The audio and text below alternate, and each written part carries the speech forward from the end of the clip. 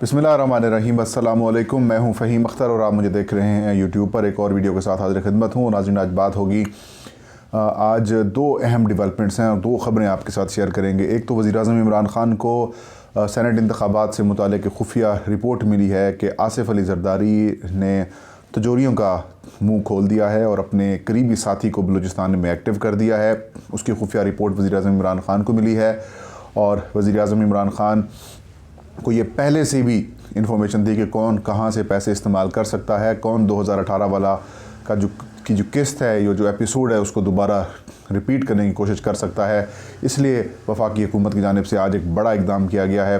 सदर मुमलिकत डॉक्टर आरिफ अलवी ने वज़ीर-ए-आज़म इमरान ख़ान और वफाकी काबीना की तजवीज़ की मंजूरी देते हुए आइनी रेफरेंस जो है वो सुप्रीम कोर्ट ऑफ पाकिस्तान में दायर कर दिया है। अब सेनेट इंतख़ाबात की शफाफियत से मुतालिक जो बड़ा फ़ैसला है वो जो सुप्रीम कोर्ट है वो करेगा।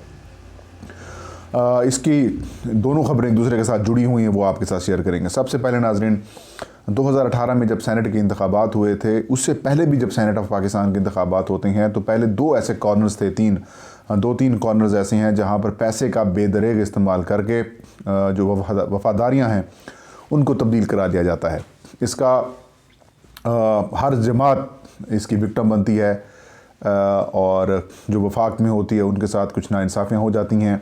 लोग पैसे का इस्तेमाल कर लेते हैं, कुछ दबाव का इस्तेमाल कर लेते हैं और इससे अल्टीमेटली होता ये है कि अवामी नुमाइंदे जिनका अवाम के अंदर एक इमेज होता है वो बुरी तरीके से ख़राब हो जाता है।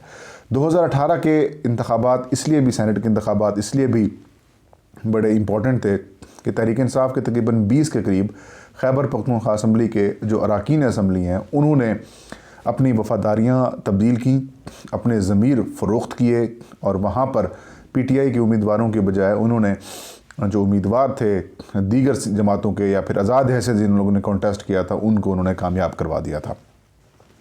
सिर्फ ऐसा नहीं कि उनके ख़िलाफ़ कार्रवाई नहीं हुई और वो लोग पैसे लेकर बैठ गए। तो वज़ीर-ए-आज़म इमरान ख़ान, क्योंकि अब वज़ीर-ए-आज़म है, उस वक्त पार्टी के चेयरमैन थे, वज़ीर आला खैबर पख्तूनख्वा उस वक्त परवेज़ खटक थे, तो उनकी सिफारिश पर और रिपोर्ट के ऊपर तकरीबन 20 के 20 लोगों को पार्टी से फ़ारिग कर दिया था।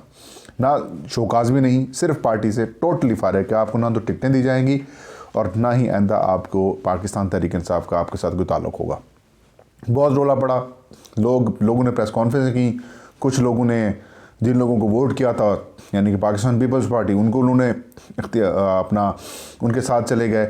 खैबर पख्तूनख्वा में ही सिर्फ ये नहीं हुआ बल्कि सिंध में भी यही हुआ।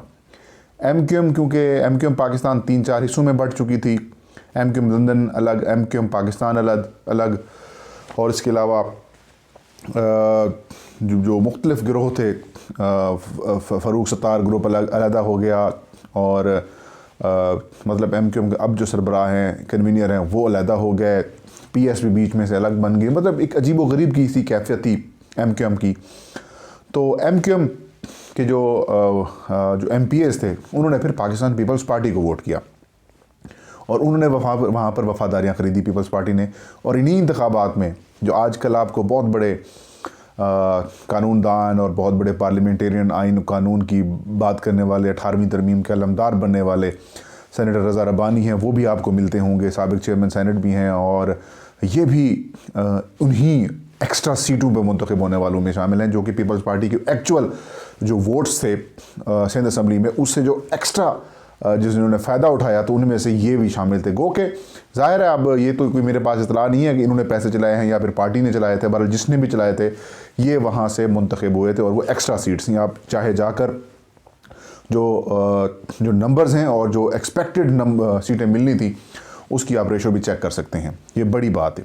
इसके अलावा बलूचिस्तान असम्बली में भी खेल खेला गया, वहाँ पर मुस्लिम लीग नून के लोगों को तोड़ा गया और वहाँ पर बलूचिस्तान अवामी पार्टी बनाई गई और वहाँ पर उनको अक्सरियत लाई गई और उसी के बलबूते पर जो सादिक संजरानी हैं चेयरमैन सेनेट भी बने। बाद में पीपल्स पार्टी और मुस्लिम लीग नून एक हो गए, इनके अंदर इत्तेफाक ना रहा।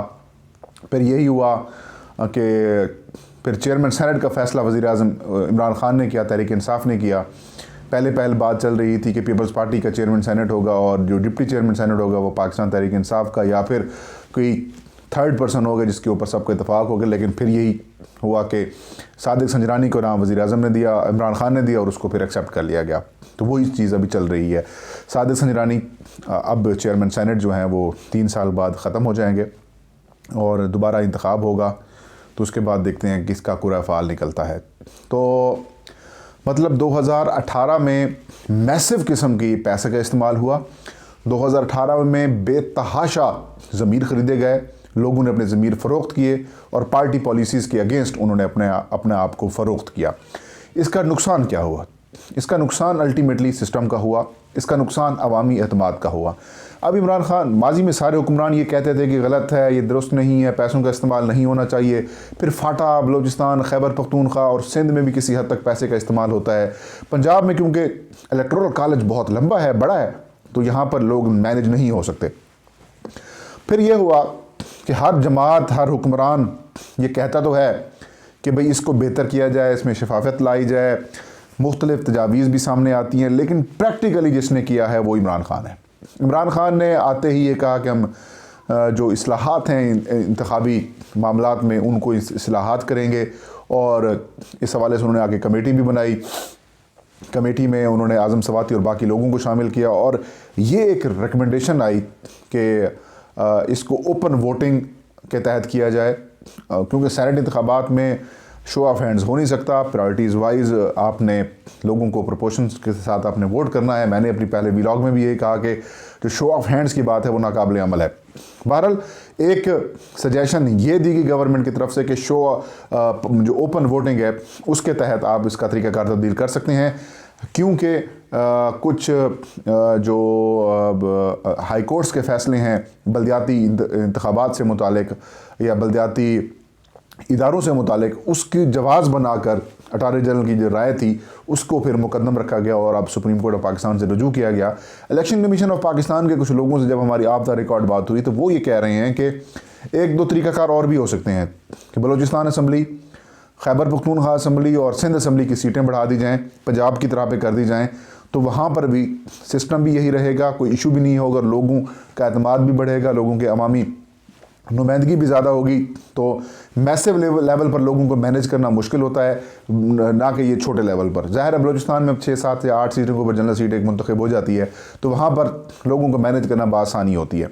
बहरहाल वज़ीर आज़म को ये खुफिया रिपोर्ट भी दी गई, उसके बाद आज ये काम कर दिया गया।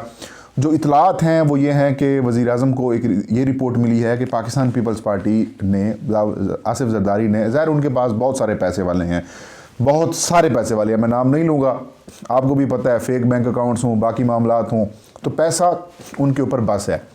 तो वो बड़ी बासानी जो है वो लोगों को इन्वेस्टर्स डाल के उनके थ्रू पैसे दिलवा के, उनको मराद दिलवा कर अपने लोगों के लिए हम अपना वफादारियाँ तब्दील करवा लेते हैं।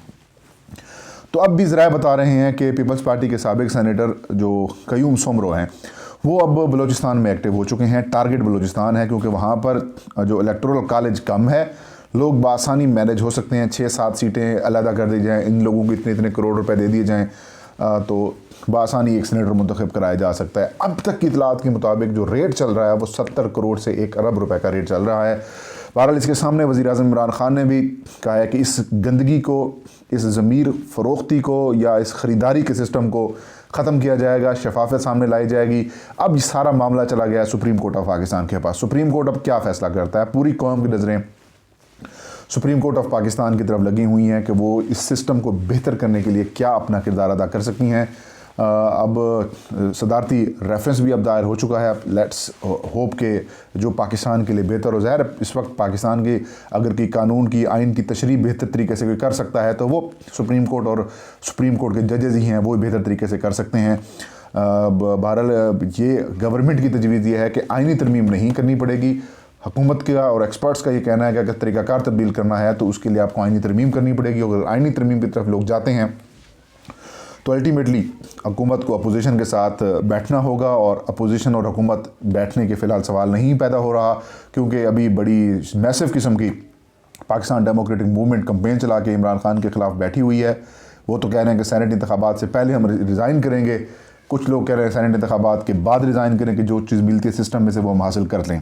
बहरहाल हुकूमत ये समझती है कि, या हुकूमत के जो एक्सपर्ट्स हैं, जो लीगल एक्सपर्ट्स हैं, वो ये कह रहे हैं कि इलेक्शन एक्ट में सदारती ऑर्डीनेंस के ज़रिए तरमीम ला के हम ये काम कर सकते हैं, लेकिन अपोजिशन और बाकी लोग एक्सपर्ट्स ये समझ रहे हैं कि नहीं, ऐसा नहीं हो सकता, आईनी तरमीम ज़रूरत है। बहरहाल फैसला सुप्रीम कोर्ट करेगी।